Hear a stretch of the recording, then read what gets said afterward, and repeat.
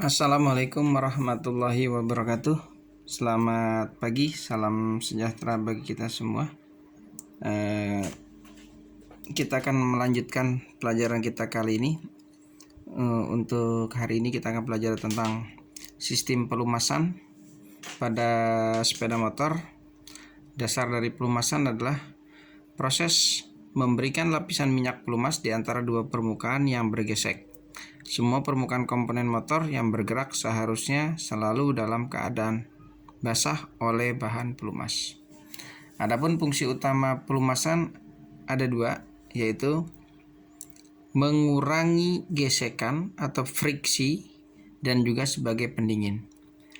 Bila suatu keadaan luar biasa di mana pelumasan tidak bekerja, maka akan terjadi gesekan langsung antara dua permukaan yang mengakibatkan timbulnya keausan dan panas yang tinggi. Dalam hal ini, pada kendaraan, gesekan yang terjadi antara dua buah permukaan yaitu antara dua buah logam. Ketika dua buah logam bergesekan, maka akan mengakibatkan timbulnya panas sehingga akan mengakibatkan keausan.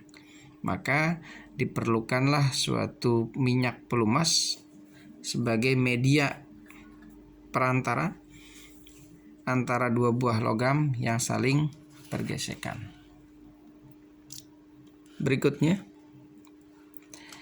bahan pelumas di dalam mesin bagaikan lapisan film yang memisahkan antara permukaan logam dengan permukaan logam lainnya yang saling meluncur sehingga antara logam-logam tersebut tidak terjadi kontak langsung. Jadi antara dua buah logam ini ada lapisan minyak, sehingga yang bergesekan itu adalah antara logam dengan logam dan perantaranya adalah minyak atau oli. Selain seperti yang diterangkan di atas, bahan pelumas juga berfungsi sebagai seal atau sekat. Nah, bahan pelumas selain itu pada sepeda motor berfungsi sebagai sekat atau seal pada cincin torak atau seher yang dapat menolong memperbesar kompresi pada sepeda motor. Lanjut.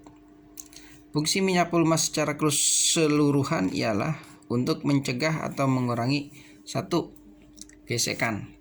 Gesekan ini timbul akibat dari antara dua buah logam yang bergerak ataupun satu logam bergerak satu tidak. Dengan adanya oli atau minyak pelumas, maka akan meminimalisir bidang gesek yang terjadi antara dua buah logam. Yang kedua adalah persentuhan bidang kerja. Persentuhan ini adalah ketika suatu logam bergerak berhubungan dengan logam yang lain, maka diperlukanlah pelumas. Yang ketiga, pemanasan yang berlebih. Akibat dari pergesekan atau persinggungan dua buah logam, maka akan timbul panas. Diharapkan dengan diberikan pelumas, pemanasan ini bisa diredam oleh minyak pelumas atau oli.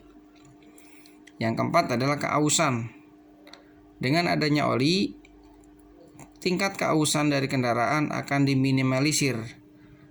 Akibat dari gesekan dua buah logam, maka akan timbul aus, timbul panas. Maka diperlukanlah suatu pelumasan.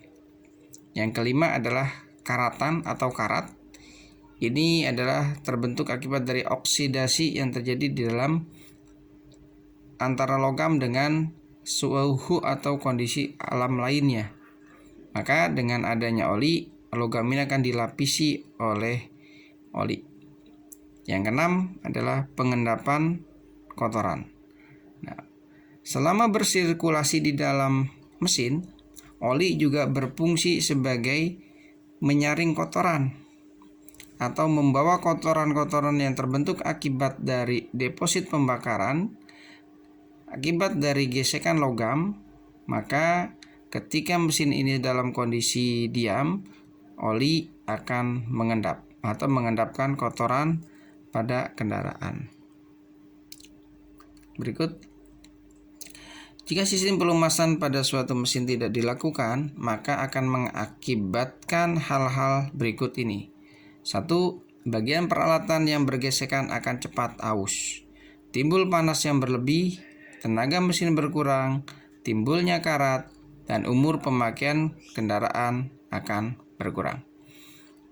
Jadi, ketika kita melakukan perawatan pada sistem pelumasan, jika kita tidak melakukan perawatan, maka akan mengakibatkan kerusakan pada bagian-bagian yang saling bergesekan, timbul panas, tenaga mesin akan berkurang, timbulnya karat dan korosi, atau umur pemakaian mesin akan berkurang. Berikutnya adalah pelumasan yang teratur dan selalu memperhatikan mutu minyak pelumas dapat memperpanjang usia motor bakar terhadap kerusakan, karena akan terhindar dari 1. Keausan silinder.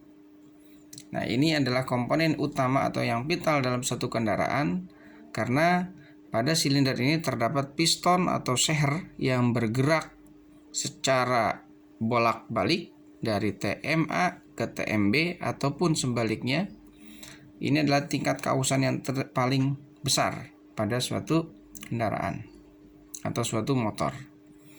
Maka diperlukan pelumasan yang optimal. Yang kedua, terbakarnya bantalan. Bantalan di sini adalah klaher atau bearing yang sebagai tumpuan dari bagian poros yang berputar. Yang ketiga adalah pengotoran busi. Apabila pelumasan tidak dilakukan secara optimal, maka busi akan cepat kotor. Keempat adalah kemacetan cincin-cincin torak atau cincin atau ring seher akibat dari penggantian oli yang tidak maksimal. Yang kelima adalah pelumpuran atau lumpur endapan yang terjadi di dalam ruang bakar, karena oli ini bersifat adalah membersihkan ruang bakar, melapisi dinding-dinding silinder, sehingga dengan adanya pelumasan yang baik, maka lumpur ini akan bisa dibawa oleh oli tersebut. Yang keenam adalah deposit. Deposit di sini adalah sisa-sisa ruang bakar, sisa-sisa pembakaran yang terjadi di dalam ruang bakar. Dengan adanya oli yang bagus, maka kondisi di dalam mesin akan selalu dalam kondisi bersih. Yang berikutnya adalah pemborosan bahan bakar atau bahan bakar menjadi boros. Akibat dari tidak mengganti oli atau minyak pelumas yang kurang bagus, maka bahan bakar yang dikeluarkan akan menjadi boros. Karena oli atau pelumas yang tidak sesuai dengan spesifikasi kendaraan akan menyebabkan terhambatnya kinerja dari suatu kendaraan itu sendiri. Oke. Sistem pelumasan yang gagal atau kurang bagus akan menyebabkan kerusakan pada sepeda motor. Hal ini akan menimbulkan berbagai akibat, misalkan kebakaran dan kecelakaan pada pengemudi. Kebakaran tersebut terjadi akibat dari ada beberapa bagian yang panas yang dapat melelehkan komponen seperti kabel, sehingga dapat menimbulkan percikan api. Percikan api tersebut akan tersambar oleh bahan bakar, sehingga dapat menyebabkan kebakaran. Oke, sebagai kesimpulan, fungsi minyak pelumas adalah mengurangi terjadi gesekan, mencegah persentuhan bidang kerja, mencegah pemanasan yang berlebih, dan mencegah keausan, karatan, dan pengendapan kotoran. Mungkin itu saja yang perlu disampaikan. Seperti biasa, buatlah resume atau rangkuman dari materi yang telah dibahas atau diterangkan. Mohon maaf apabila ada kata-kata yang kurang berkenan, yang kurang dimengerti. Wassalamualaikum warahmatullahi wabarakatuh. Sekian dan terima kasih.